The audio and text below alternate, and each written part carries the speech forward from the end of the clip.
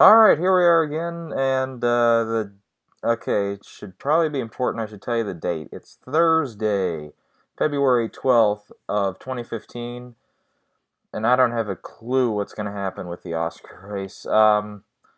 Let's see here. I'm gonna give you this video. We're gonna do the technical awards and stuff now. This whole video might serve as a final predictions video as well. But for now, it's definitely one of those the videos that says this is what I think is going to happen. And yeah, my last video we didn't really talk much about the tech categories here, like the sound categories, um, production design, costume design, stuff like that. We're gonna take care of that now. Okay, so first of all, we're gonna go with and I'll recap a few of the lead categories, the ones we talked about earlier, the bigger categories, the ones that there's been some significant changes in.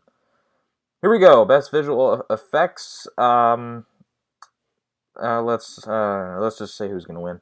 I think Interstellar's got this one. It's I wouldn't doubt Dawn of the Planet of the Apes way too much. It's definitely got a chance, but um, yeah, I think especially with the BAFTA win there for Interstellar, that was a big win for that. All right, enough of that. Let's go to sound mixing. I have Whiplash in front here, but Interstellar is very formidable. Even American Sniper even has a chance here.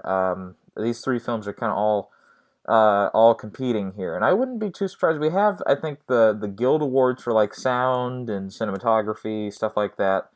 There's a couple of those left. I think they're all going to go down this weekend, and Writers Guild is one I'm especially going to be watching as well. So yeah, but I think for sound mixing, I think Whiplash is going to win this one. Over at sound editing, I have a Sniper in the lead here, American Sniper, that is. Interstellar, I have in second place. Yeah, those two, it's kind of going to be a duke out between those two. Um, yeah, not much to add there. As far as I know, we kind of went over like the how I felt about movies and stuff. Well, Interstellar's a movie. I'll probably have to do a catch up video because there's so many movies I've seen that I didn't have time to do all the reviews for them. But Interstellar is a movie. The more I think about it, the less I like it. So I'll just leave you with that. But I mean, technically, it's a very well made film. It should have been nominated for Best Cinematography this year because it was really, and the production design nomination was a good one. Yeah, all right.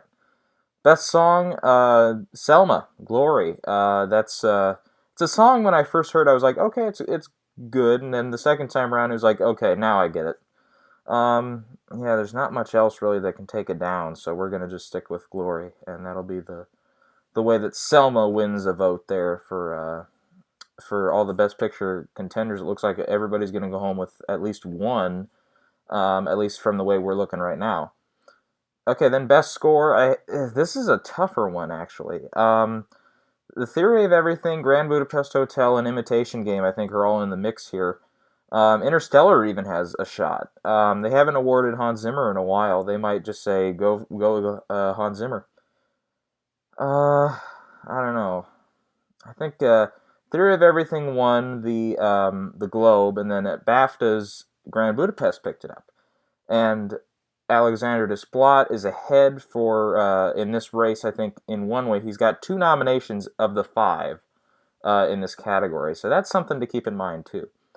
And Grand Budapest, yeah, the BAFTA win definitely helps. I have Grand Budapest winning three tech categories. So we might see kind of like a, well, not Life of Pi, but like a Gravity kind of thing where it's like the majority of these tech categories go to one film. And if they're going to give it to anything this year in the, of all those categories, there's only one film you can go to where it's going to be a sweep, and that's Grand Budapest, because that's like the only one nominated for editing and makeup and production design, costume design, score.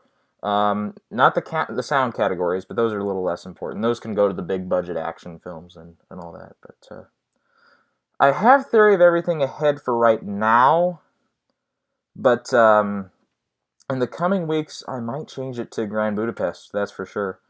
Um, but Desplat is overdue, and I think if he doesn't win this year, especially, he'll be He'll be in the race again, at least for the next at least the next like 10 years. He'll definitely be almost, if not every year, certainly a majority of those years, I would think, unless he leaves the business or something. But then we have production design. This is a pretty easy one. Grand Budapest Hotel. And Into the Woods kind of has a little itty bitty shot, but I'm not going to bet on it much. Yeah, all right, that's enough of that. Makeup, best makeup and hairstyling. The last year we had, it was an easy win for Dallas Buyers Club. The year before that, The Hobbit and Les Mis were kind of battling it out, and Les Mis won in the end. This year, all three of the nominees really have a how do I want to word this? They have an equal footing in the race. They all three kind of have a different thing going for them. Like Grand Budapest has the Best Picture nomination, and it potentially could have almost like a mini sweep of these tech categories. Then you have Guardians of the Galaxy, which has like the most of it. The most grandiose makeup. So that's definitely a possibility there. And then Foxcatcher. Foxcatcher has like the prosthetics and stuff, and we saw in 2000, what was that, 11? When the Iron Lady won that one for just a couple of little nose nose and blush and stuff. Kind of outrageous that it lost to Harry Potter and the other stuff. Yeah, so it shows that Guardians is kind of vulnerable. Some people have Guardians of the Galaxy out front here. I think the Best Picture nom really helps you here. I think Grand Budapest is going to win, but if Foxcatcher gets it, I won't be surprised. If Guardians gets it, it's a little bit more of a surprise, but we can see where it's coming from. This is a really tough category to call, is makeup, and usually it's one where it's like, oh, we just check that, moving on. All right. Okay, then film editing. This is one where at first glance you say, oh, it's an easy category. I disagree. I think there are potentially 4 films that could all win this. Boyhood, Whiplash, American Sniper, and Grand Budapest all have a shot. Not as much of a shot as, say, Makeup, where everybody's got a shot, but especially Boyhood and Whiplash. Especially those two are they're definitely going to be the ones that are going to be in the race. Boyhood just won the Ace Eddie Award a couple of weeks ago. That's a big front runner and a big establishing. Like, if you're going to get out front, if you have that award won, it doesn't matter if they'd split drama and comedy over there. Doesn't matter which category it's in. If you win it there and you're in a potential to be a big awards winner, if you have that in your back pocket, you might as well start betting on it. And then Boyhood was at one time, the big Best Picture front runner. Not so much anymore. Maybe not. And then BAFTA happened last weekend, and they gave it to Whiplash. And I have to say, personally, for me in this category, Whiplash is a wonderful choice. It's one of my favorite films of the year, and Boyhood is too. These two are they're pretty high on my list, actually. So, technically, Boyhood has the huge challenge of all this film, all this footage over the years, and condensing it down and making the 2 hour and 45 minutes really pop and fly.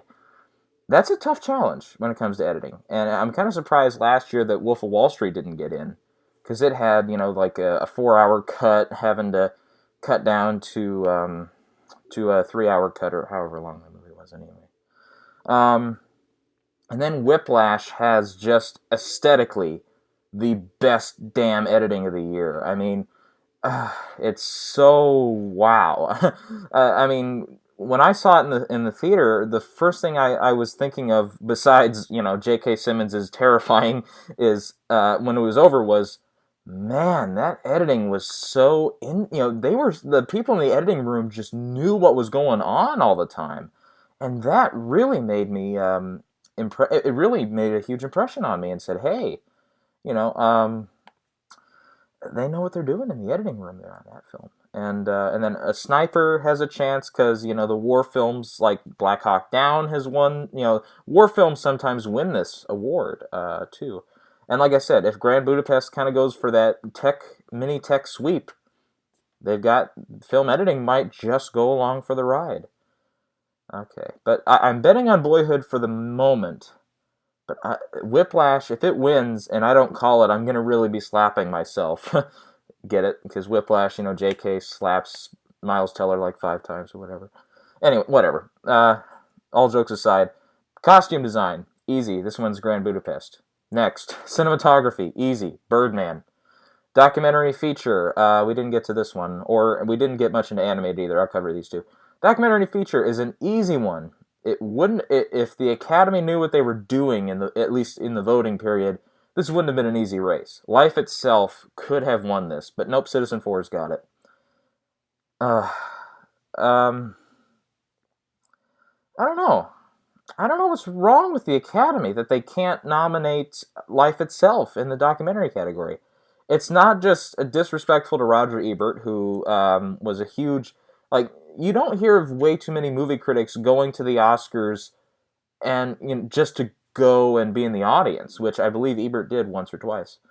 Because, everybody... Well, not everybody, but most people know there is the press room backstage and all that, where the reporters go and they type, for their awards calendar or whatever they got going on, awards blog, whatever. But he went as an attendee just to be there and sit in the audience, and I believe so. I don't know how. I wasn't there, so I can't tell you for sure. But anyways, yeah, this is one where it's it really makes me want to punch somebody, because it's actually the first documentary in a while to make my top 10 list of best films of the year, because usually I don't go out and see documentaries very often. Yeah, it's been a little while since I've had a documentary in my top 10, and this is one where I saw it on CNN broadcasted it at the beginning of the month of January, and I was sitting there with several people who film criticism is not in their best interests for entertainment value, and watching a documentary on film critics is not exactly their cup of tea. And they sat down, and it's a 2-hour film, but they cut it for TV to an hour 45 or whatever it was without commercials, and they didn't really get up and move around much. They just watched it, So it has that powerful magnetic effect where it's I don't care what they're talking about next. I just want to hear more about it.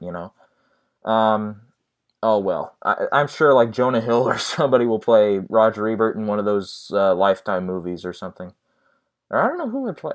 Whatever. Anyways, I'm sure that'll be a big hit. Whatever. All right, animated feature. I think this one goes to How to Train Your Dragon 2. With the shockingly dumb-skulled Academy not voting in the Lego Movie, the best damn animated film of the year and the best animated film I've seen since Toy Story 3, and that's pretty good praise to have.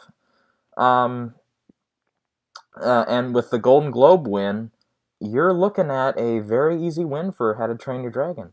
I would definitely not underestimate the power of Disney, though, with Big Hero 6. I did see Big Hero 6, and it was good. I won't call it great. If it wins, it'll be like Brave winning. It'll be like, oh, okay, take it. I didn't even see Brave. I don't know. But it'll be like, oh, okay, all right, moving on. Next category. It'll be a little boring. I have not, actually, it's a sin on my head, I know, but I have not seen the Dragon sequel yet. I'm actually one of the few people who just didn't really click with the first movie. I liked it, but there were a couple of... I couldn't get on board with it all the time. Anyways, maybe I'll have to rewatch that one and see the second one, but Dragon... It's going to be hard to take down Dragon, but Disney could do it with Big Hero 6. That'll be one... and then especially it hurt Big Hero 6 not to be nominated at BAFTA. Or was it? No, sorry, How to Train Your Dragon was not nominated at BAFTA.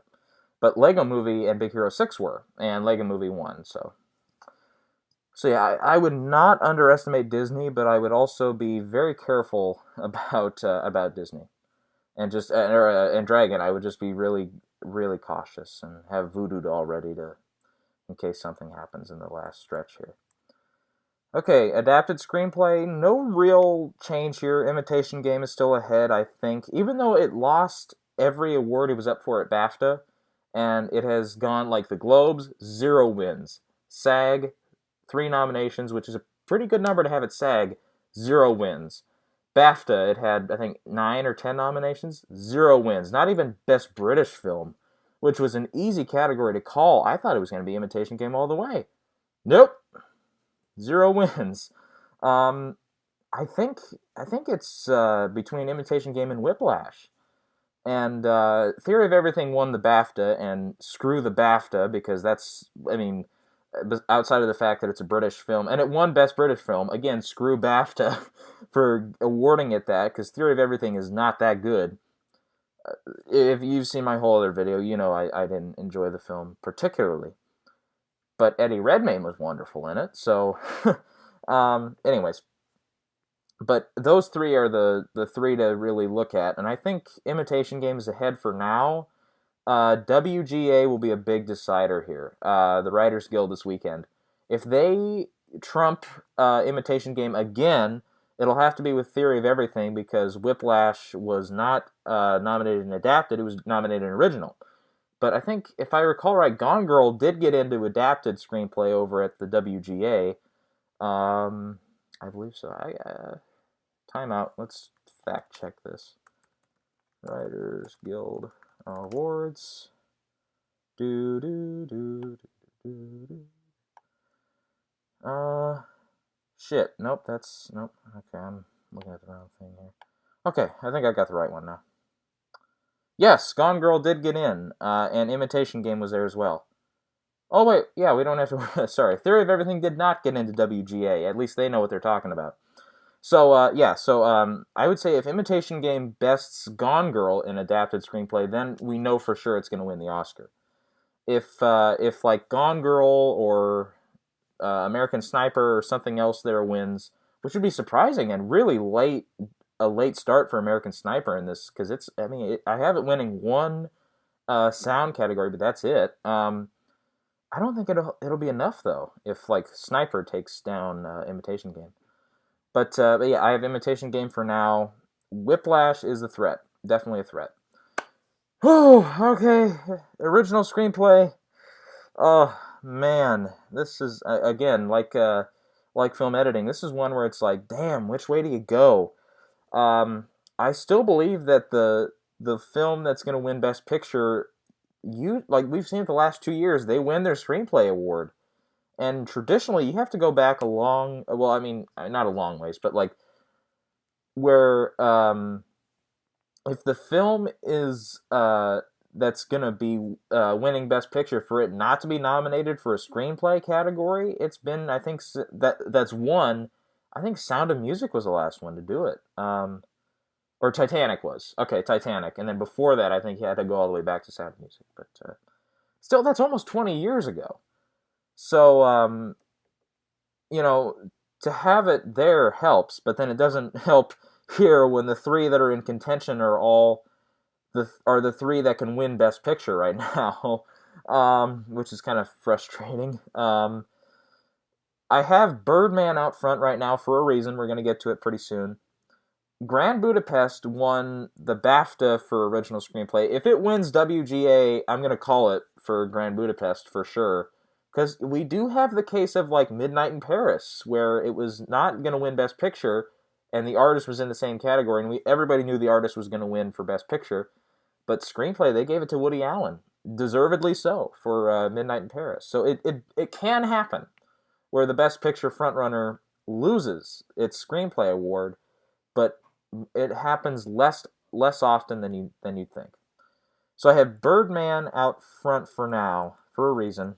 Grand Budapest in second place. Boyhood, if Boyhood can pull off WGA, that might start something, because I know Academy members have their ballots since Friday, and the ones that care and the votes that are going to count are the ones who are waiting for WGA to tell them what to do.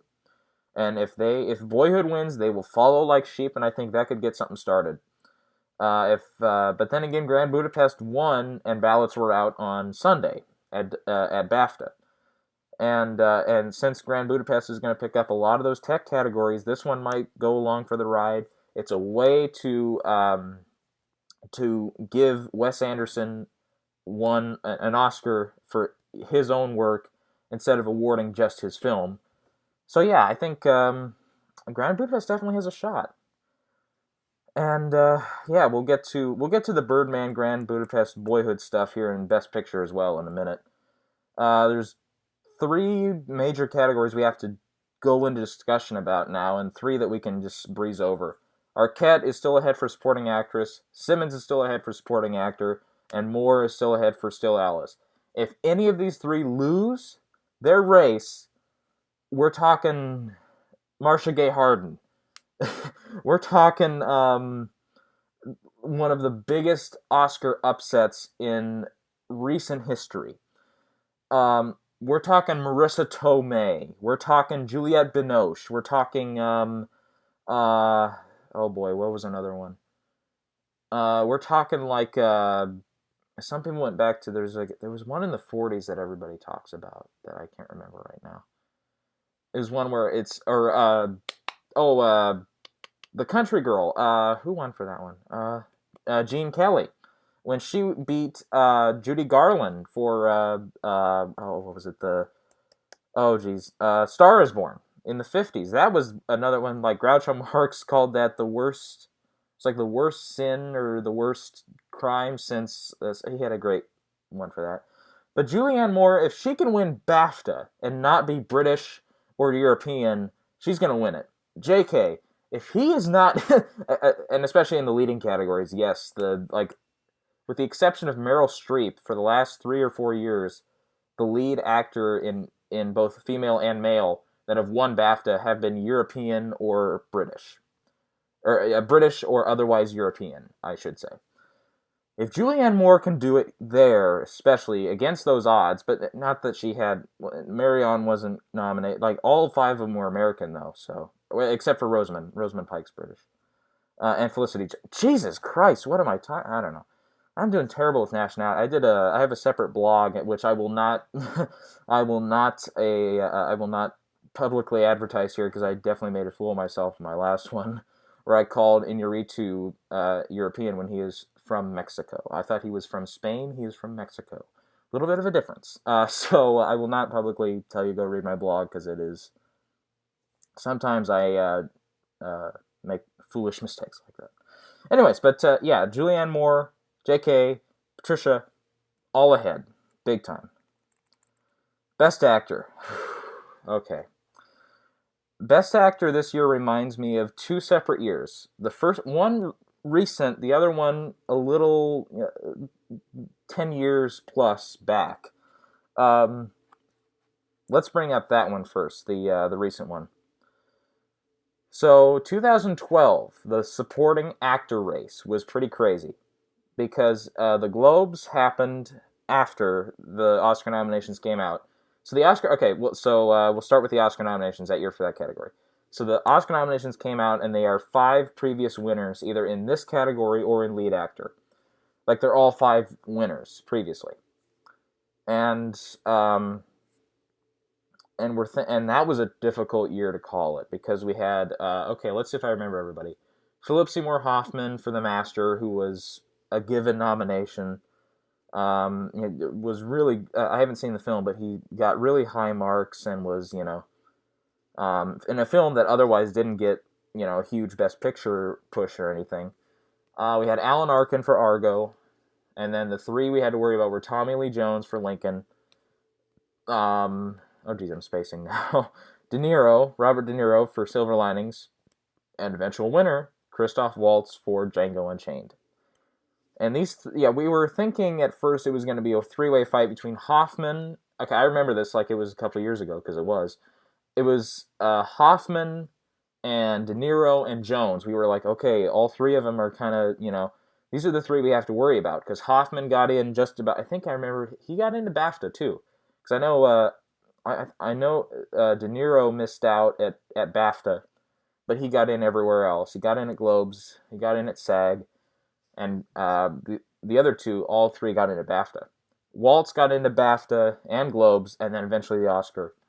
And Alan Arkin got in everywhere too, if I remember right. But he'd won the most recently of the five, with the exception of Christoph Waltz. And in this and we were thinking, Argo, it's gonna, it was kind of faltering there in the Best Picture race. So we didn't really know. Well, that day it was. That weekend, not so much. But and then Waltz won the Globe, and that was, of course, I think the most recent time when the Golden Globes have uh, six nominations there in the supporting category, which they haven't done since, and it's kind of a stupid rule. But they had six TV actresses or something this year. But in the film, Leo got in there too for Django, and we were thinking, okay, let's see what happens here. And Waltz won it. When we were I was thinking there that night, I was like, it's either going to be Leo or maybe Robert De Niro, maybe Alan Arkin. I was like, I don't know which way they're going to go. And it was Christoph Waltz, who was one of the last people I expected. And then, yeah, SAG happened. It was Tommy Lee Jones, and that was like, okay, this is kind of the momentum is pushing for Tommy Lee Jones. And then it got brought up, and it was something where it was like we were blind. Because De Niro, we saw, okay, he's got the Weinsteins behind him. Jennifer Lawrence was a lock for Best Actress, so we were thinking, they love that movie enough. They gave it 4 acting nominations. What if they want to give it something else? Who else are you going to turn to? Cooper? Nope, he's in a tough category. Or not a tough category, but a category he's going to lose. Jackie Weaver was for sure going to lose. It didn't have enough in it to win a screenplay or director or picture, and then editing we knew it wasn't going to win. So it's like, if they want to give it more than one, why not give it to Robert De Niro? And then the 3 factor. It was kind of the year of threes, because it was Ben Affleck's third time directing a film. It was Ang Lee's 3rd nomination, if I remember right. Third Best Director nomination. It was Daniel Day-Lewis, and this was the big one. Daniel Day-Lewis, 3rd time Oscar winner. So we thought, okay, if Daniel Day-Lewis is going to pick up 3, why shouldn't De Niro pick up 3? Because he'd won twice, years ago. And on top of that, it was his first nomination in 2 decades. 2 decades since Cape Fear in 91. So it was 21 years, whatever. And I realized that. I'm like, we have been blind this whole time. Even if he's not nominated BAFTA, who gives a shit? It's going to be De Niro. And then BAFTA happened. Again, it was a crucial time when voting was going on. And Christoph Waltz won BAFTA. And I was like, oh, okay. And I was on that train of saying, it's going to be Robert De Niro. But I was like, well, the SAG usually doesn't get it wrong, and they gave it to Jones, so Tommy Lee Jones is a factor. And plus, it was another case of, like we were thinking with De Niro, it was like, well, maybe they might give it to Jones because Lincoln, was kind of faltering in the Best Picture race. Director was a question mark because Ang Lee was in there too. And the screenplay race, was a question. And, the tech categories, we weren't really sure if it was going to do well or not. It's like, if you're going to give it another award, give Tommy Lee Jones his 2nd Oscar. And we were thinking all that, and they gave it to Christoph Waltz. And I think one of the reasons for sure that he won was because he was the cool vote. He was what I call the cool vote. You had Tommy Lee Jones, Robert De Niro. These are safe, predictable choices. These are safe people who have won Oscars before, been through the song and speech, done everything. Song and dance, sorry. Well, song and speech since it's Oscars. I'm trying to be funny. It was the cool vote. It was the coolest movie of the 5 films that are in the category. Argo was a cool movie, but it was going to win Best Picture, and he didn't stand a chance. Lincoln was a pretty cool, like cold movie, like it was pretty dry. Silver Linings, was kind of upbeat, but we weren't, And then The Master was pretty. I haven't seen the film, but I know for the people who were voting, the reaction was, and from critics too, was this again, like Lincoln, it's pretty dry. It's kind of all on the actors.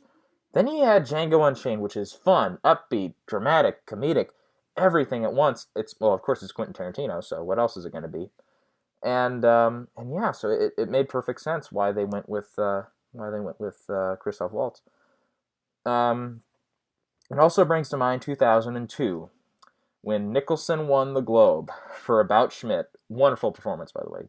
A truly moving performance. Then you had Daniel Day-Lewis in Gangs of New York, a totally different performance. Because he had Nicholson, who was had humility and humor and everything, crying scenes and About Schmidt. You had the exact opposite. You had ruthless, aggressive, violent, just vile character of Bill the Butcher there in Gangs of New York, and Daniel Day-Lewis won the SAG. And it's important we bring him up because the last time that Best Actor at SAG and Oscar differed was with Gangs of New York. Was in 2002 with Daniel Day-Lewis. And then BAFTA happened, and I can't... Ooh. Timeout. Who won BAFTA that year? I can't remember off the top of my head. BAFTA Award for Best Actor. Okay. They gave it to Day-Lewis too. BAFTA did. Which, again, isn't surprising given their track record. So we were thinking it's going to be either Nicholson or Day-Lewis. And then at the last minute, who wins? Adrien Brody for The Pianist, which was out of nowhere. It's probably the last great Oscar upset that we can talk about. Some people, well, another one that people kind of mention is, Tilda Swinton for Michael Clayton. That was another kind of surprise one. But yeah, this was one where it was like Adrien Brody. He didn't win anywhere before. He'd been nominated, I think, just about everywhere, but he didn't win anywhere. And the reason we found out later, of course, was the big push for Best Director for Polanski, and potentially the film might have been able to take down Chicago if it had gotten its steamrolling effect earlier. Like if, say, Polanski had won DGA, that race would have been over, and it would have been The Pianist all day long. But nope, they gave it to Adrien Brody because it kind of had that last-minute push of, give Polanski an Oscar. And it won screenplay too. It was a huge, huge push at the end for the film. So now we have Eddie Redmayne versus Keaton, and Redmayne won SAG, and that was huge. That was, like I said, it's been 12 years since SAG at Best Actor, and the Oscars have differed. 12 years. Are we due for another one? We might be, because we have Michael Keaton and Eddie Redmayne. Okay, Redmayne won BAFTA, as we knew he would, and because, again, the odds were stacked ever heavily in his favor. If anybody was going to take him down, it was probably going to be Benedict Cumberbatch or Ralph Fiennes, because they were both British. They had advantages. And, boy, this is one where... Okay, I started predicting Oscars in late August. Late August was the first time I kind of laid it all out there. Gold Derby opened up their prediction center here, and it was like, here we go, out of the gate. And I said, you know what? It's going to be funny, because Michael Keaton's going to win this, and I'm going to just put him right now, and I'm never going to change it. Today I changed it. Redmayne I have now put ahead officially to win Best Actor. And the reason being is because he's got Globe, he won the Globe too. We can't forget, for Best Actor Drama, which, and this is not an actual fact, but like 9 times out of 10, if you win Best Actor or Best Actress in your category there, particularly drama, at the Globes, you got a straight shot to the Oscar. We saw it with McConaughey, with Jean Dujardin the year way before that. Day-Lewis for Lincoln. Colin Firth won for King's Speech. If you win your category, and especially if it's drama, well, Dujardin, he was a comedy, but particularly if you win in drama, you're going to go on. And we should have been calling that earlier, but everybody thought Keaton had SAG in the bag. He didn't. Redmayne won. And then BAFTA, we said, well, Eddie's going to win that. He's got it. I bring to mind 2012. What does Eddie Redmayne have in his disadvantage? Well, for one thing, Jupiter Ascending just opened, and he's getting some of the worst reviews of his career. But his publicists have done a clever and truly powerful job not to, he's not being caught in the crosshairs at all. I have not heard his name mentioned once in the in some recent discussions about Oscars when it comes to Jupiter Ascending. It's never mentioned. So his publicists and people have done, and Focus Features have done a wonderful job there. Keep in mind too, Focus Features last year took 2 of the 4 acting categories. They had Dallas Buyers Club, so they know how to win this. And then you have Michael Keaton in Birdman. Okay, Birdman has an advantage here in a couple other categories we're stuck with to talk about here. Fox Searchlight has it, and they traditionally do a very good job with their acting categories. Like they got Lupita Nyong'o to win over J-Law last year. I was going to say King's Speech, but no, that was Weinstein. Traditionally, they do pretty well. Keaton has the long-standing career. Redmayne is kind of in his beginning years, way younger. I did a mathematical equation here. I was trying to figure out what the average age for the person who wins this category is. The average age was 44, and this is going since 29 or 27, whenever the Oscars started. Average age is 44, which is 11 years too old for Redmayne, but it's 19 years too young for Keaton. That gap is shorter for Redmayne. He fits into it way easier. The closest, actually, I think, was Cooper. He just turned 40. He's 39 when he made the film, so he was off by 5 years. Cumberbatch is 38 or something like that. So he's just a year younger than Cooper, and Steve Carell is 52, so he's 8 years off. So it was close there. But anyways, so if you do the exact math, then Cooper should win this. But then again, you have to remember, 2002. Who might sneak up? Cooper. He's been nominated the last 2 years in a row. The last 2 years in a row he's been nominated. Again, in tough categories where he was not the front runner and he lost both times.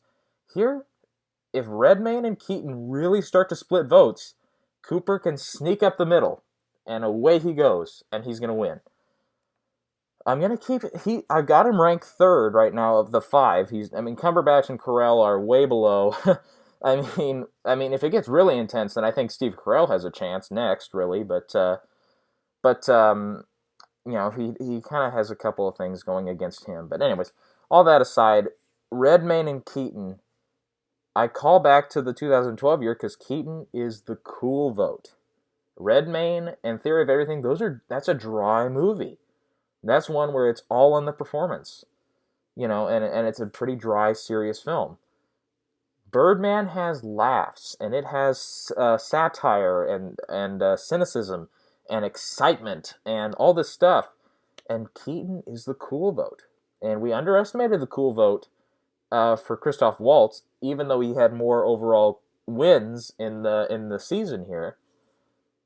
We might be doing the same with Michael Keaton. Plus, okay, I'm going to say it, Birdman is my pick for Best Picture right now.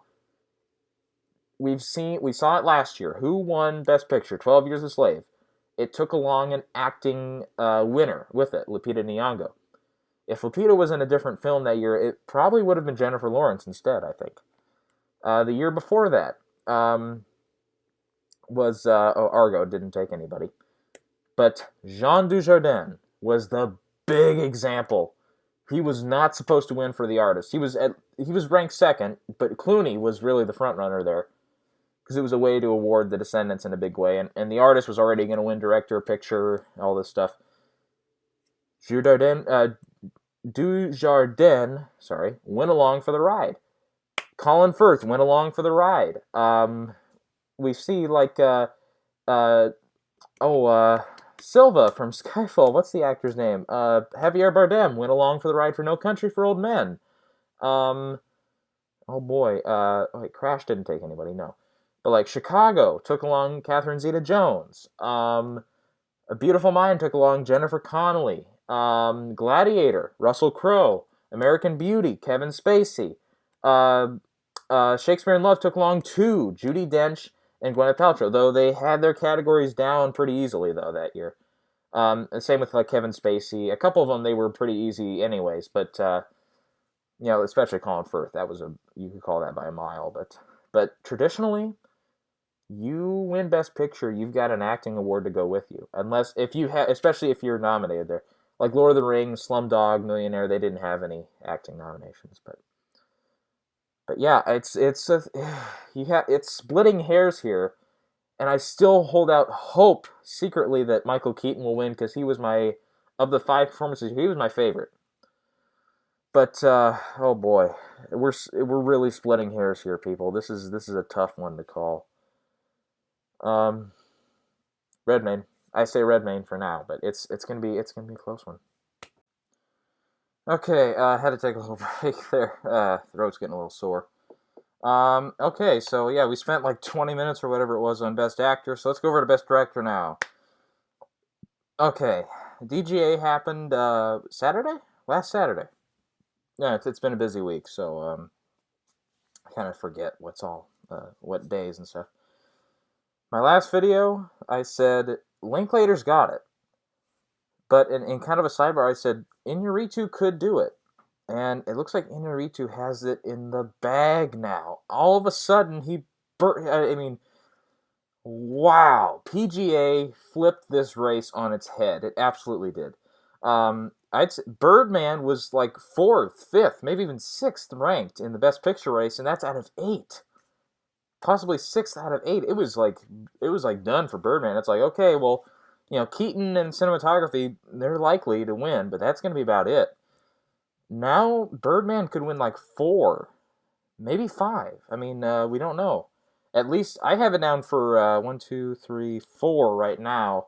And that could change. It could be 5, and it's got 9 nominations. It could pull another one. Cinematography, I have screenplay. I do have it down for director and picture here, so it could take a sound category along for the ride. It's in both sound categories, so and Keaton, so it could win like 5 or 6 maybe if it can do it. And Birdman it's in my not to spoil anything for my top 10 list. It's in my top 5 of the year, so if it goes to Birdman, I don't really have any complaints.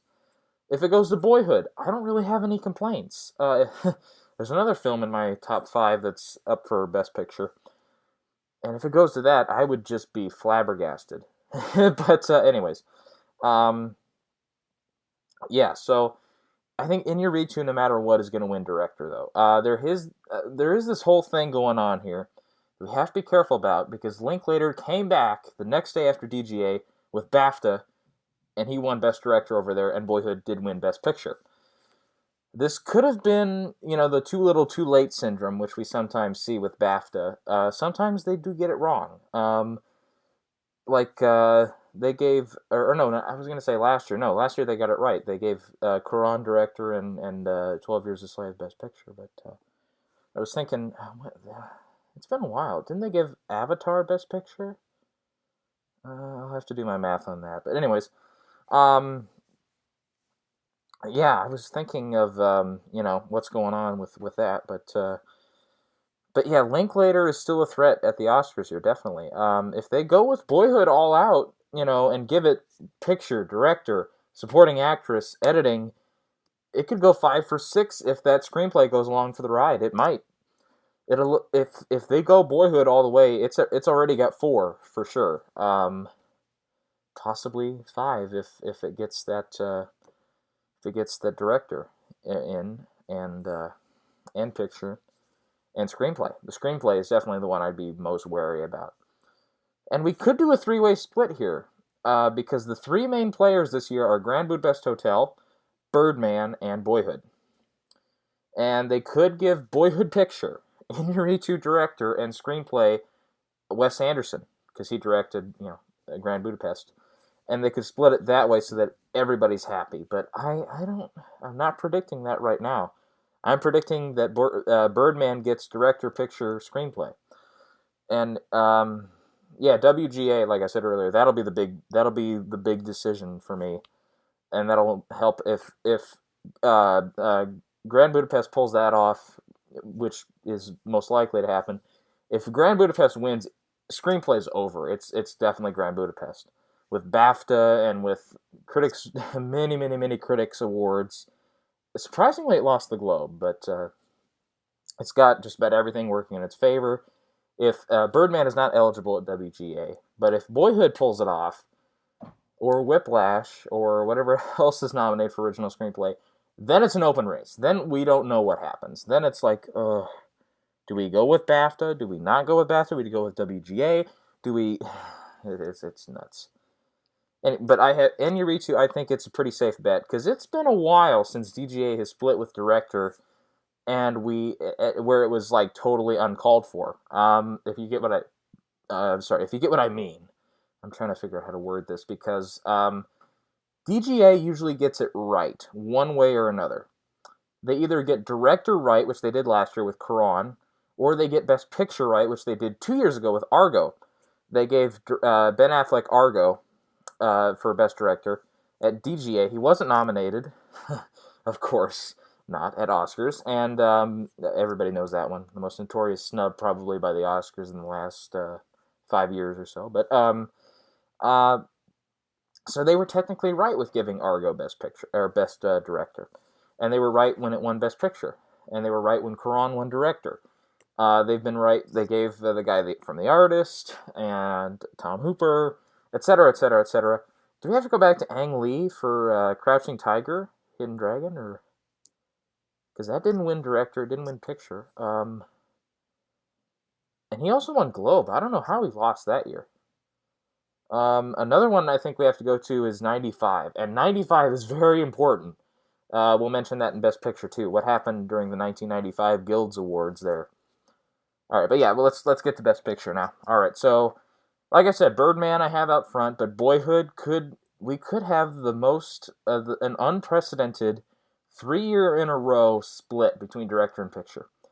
To my knowledge, it's never happened, and I'm not going to do the research right now in front of you because then we'd be here for an hour and 45 minutes instead of an hour, because that's a lot of research to do.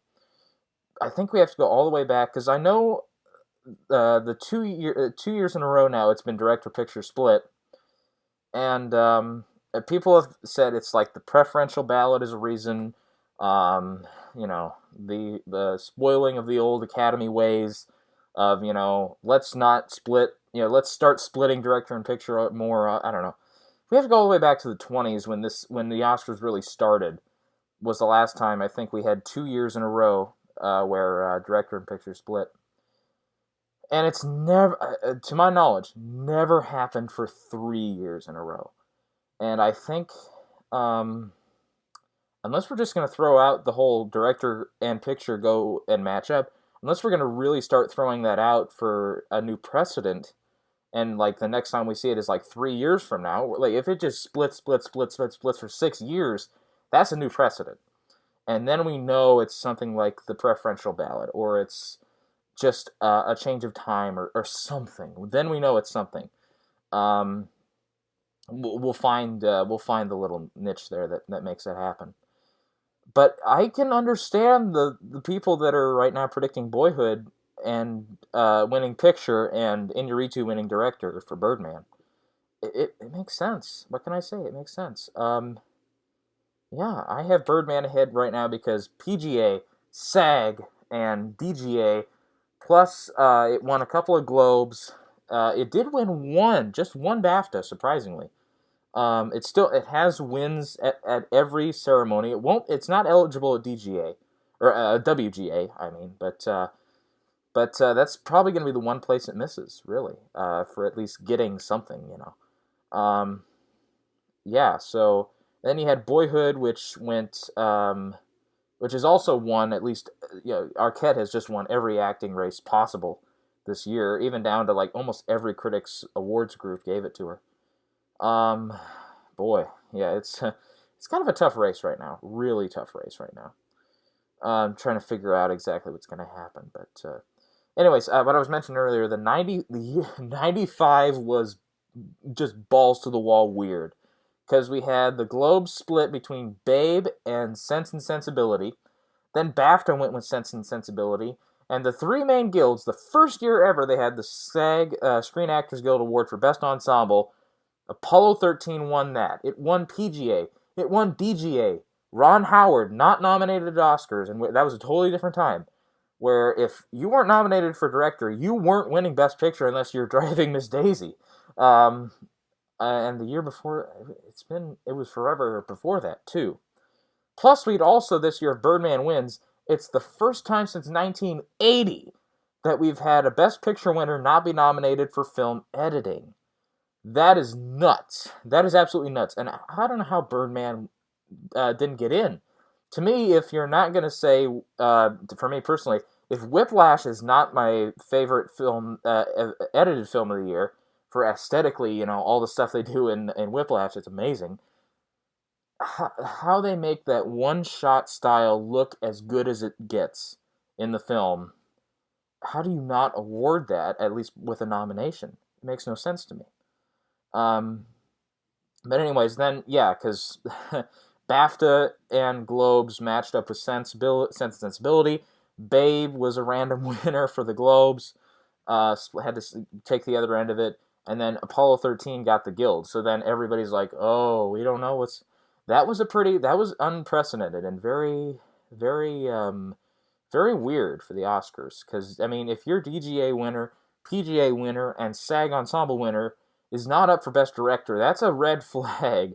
It's a huge red flag that you're in trouble if you're thinking you're going to win Best Picture.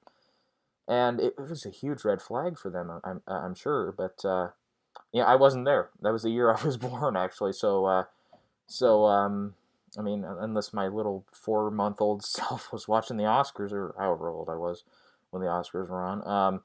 But Braveheart winning it wasn't to my knowledge a huge surprise, but it was something where it was like, well, Apollo 13, they could have split director and picture, and well, they didn't. They gave it to Mel Gibson and his film. So, and Braveheart's great. I mean, don't get me wrong. Apollo 13 is a spectacle. Sense and Sensibility is actually really fun to watch, and it's like 10 times better and 10 times more entertaining than it should be, a Jane Austen novel. No criticism to Jane Austen, but for me, a guy to say that, it's not exactly my go-to audience is the guys for Sense and Sensibility. And Babe is a treasured film that I grew up on, so. And then what was the other, The Postman, the Italian film? I haven't seen that, so. But yeah, that was a good year for Oscars, and this is a pretty good year for Oscars too. I mean, I can understand, like, okay, for me personally, with the exception of Theory of Everything, I understand how everything else got nominated. Even though Selma and American Sniper are not in my top 10 list, there's a lot of other films in between.